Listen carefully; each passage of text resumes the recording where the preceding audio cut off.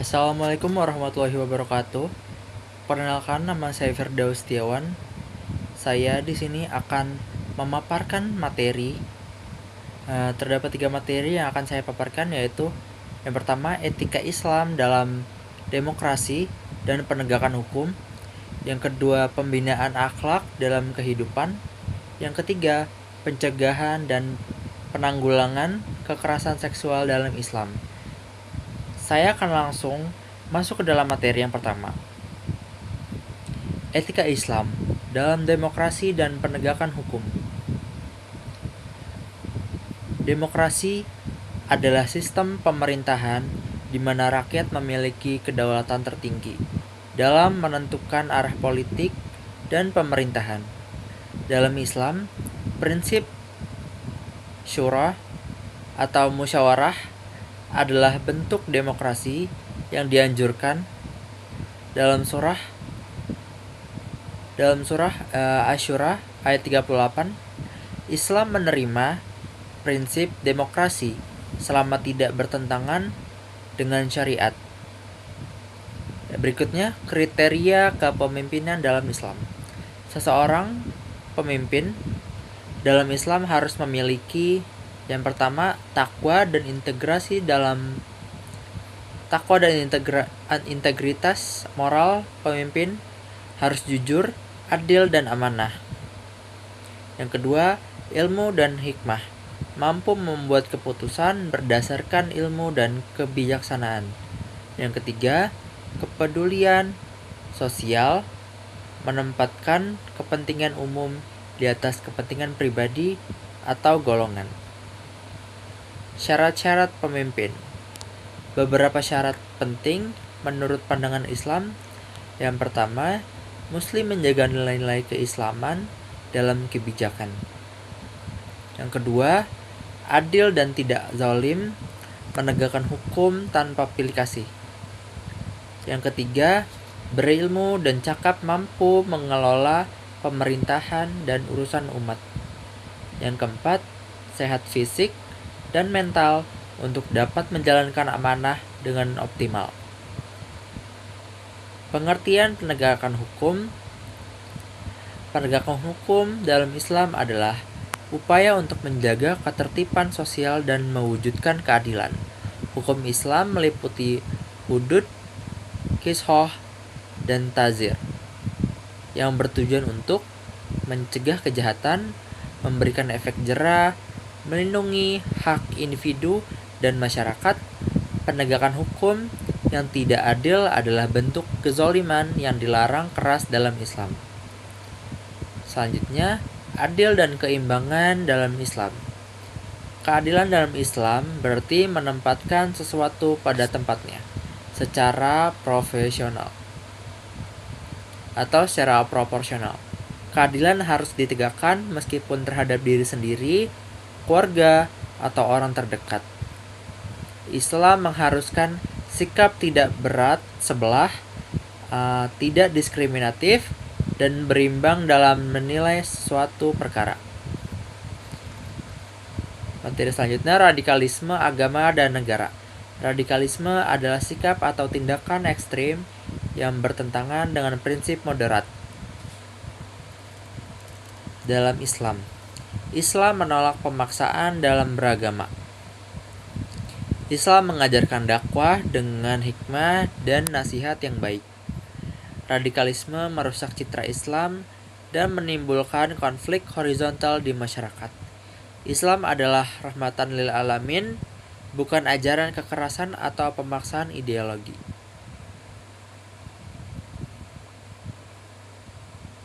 Itulah materi yang pertama. Selanjutnya saya akan membahas pembinaan akhlak dalam individu. Pembinaan akhlak dalam kehidupan. Yang pertama, urgensi akhlak dalam kehidupan. Akhlak merupakan dasar dalam membentuk pribadi manusia yang utuh dan bermartabat. Dalam kehidupan, urgensi akhlak sangat penting karena menjadi landasan perilaku akhlak, membimbing seseorang dalam bertindak sesuai norma dan etika yang berlaku. baik dalam hubungan sosial maupun spiritual. Yang kedua, menumbuhkan kepercayaan sosial individu yang berakhlak mulia lebih mudah diterima dalam masyarakat karena dianggap dapat dipercaya dan tidak merugikan orang lain. Yang ketiga, meningkatkan kualitas hidup orang yang berakhlak akan hidup dengan damai, menjauhi konflik, dan memperoleh kedamaian batin.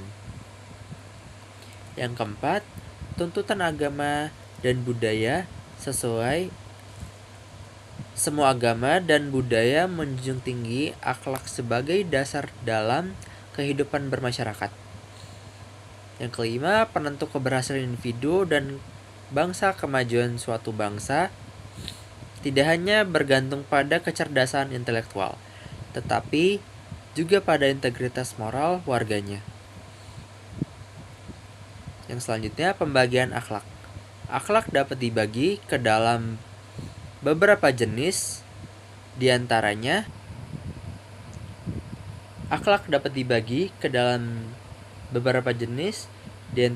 yaitu yang pertama, akhlak terpuji, mahmudah.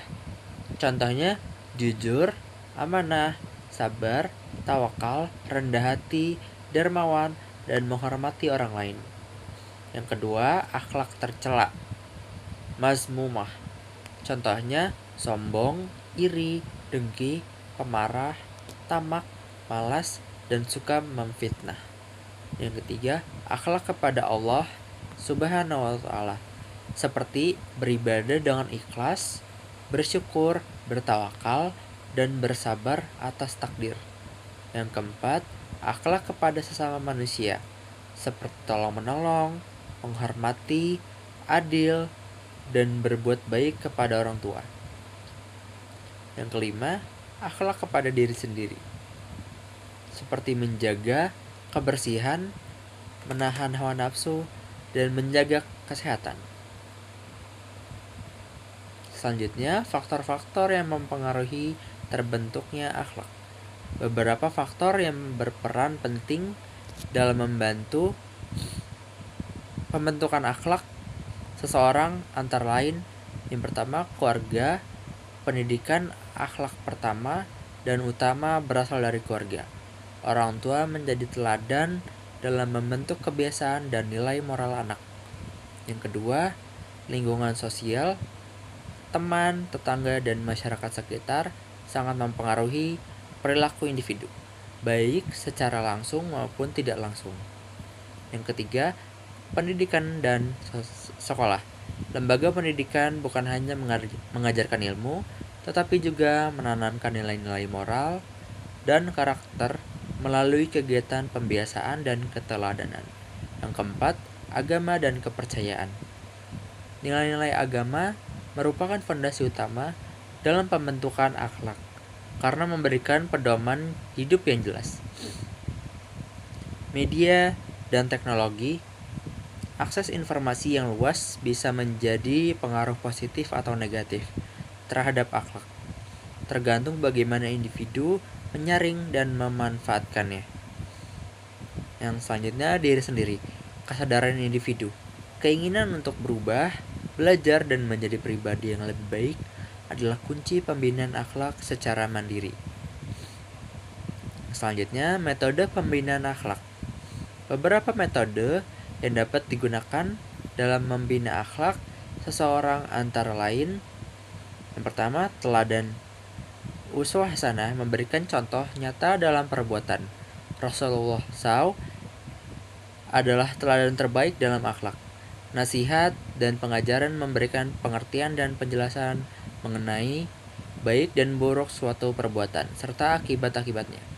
Pembiasan, habitual training, membiasakan diri dan anak-anak melakukan perbuatan baik sejak dini, misalnya membiasakan berkata jujur atau saling tolong-menolong. Motivasi dan penghargaan, memberikan pujian, hadiah, atau pengakuan atas perilaku baik sebagai bentuk motivasi. Sanksi dan teguran, memberikan peringatan atau hukuman yang mendidik atas perilaku yang tidak baik agar individu menyadari kesalahannya. Diskusi dan refleksi, mengajak untuk berdialog dan merenungkan perbuatan yang dilakukan untuk menumbuhkan kesadaran moral secara kritis.